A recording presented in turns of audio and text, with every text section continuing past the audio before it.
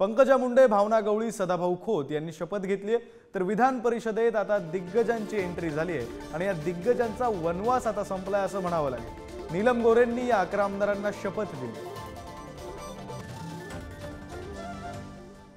पंकजा गोपीनाथ मुंडे विधान परिषदेची सदस्य म्हणून निवडून आले आहे। ईश्वर साक्ष शपथ घेते की कायद्याद्वारे स्थापित झाली आहे अशा भारतीय संविधानाबद्दल मी खरी श्रद्धा व निष्ठा बाळगीन। भारताची सार्वभौमता व एकात्मता उन्नत राखीन आणि आता जे कर्तव्य मी हाती घेतले आहे ते निष्ठापूर्वक पार पाडीन।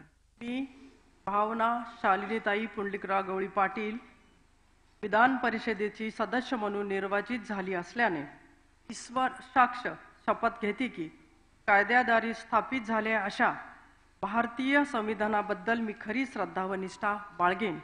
भारताची सार्वभौमता व एकात्मता उन्नत राखेन आणि आता जे कर्तव्य मी हाती घेणार आहे ते निष्ठापूर्वक पार पाडेन। जय महाराज, जय एकनाथ। मी सदाशिव रामचंद्र रत्नाबाई खोत विधान परिषदेचा सदस्य म्हणून नवनिर्वाचित झालो असल्याने ईश्वर साक्ष शपथ घेतो की कायद्याद्वारे स्थापित झालेल्या अशा भारतीय संविधानाबद्दल मी खरी श्रद्धा व निष्ठा बाळगीन।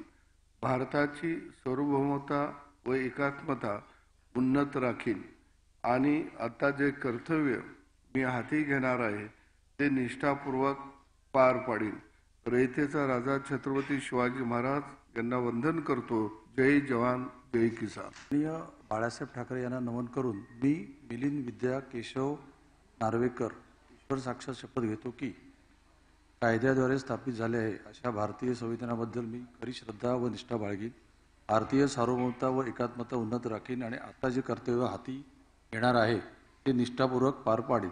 श्री उद्धवजी ठाकरे आणि कुटुंबीय यांचे आभार। जय हिंद, जय महाराष्ट्र।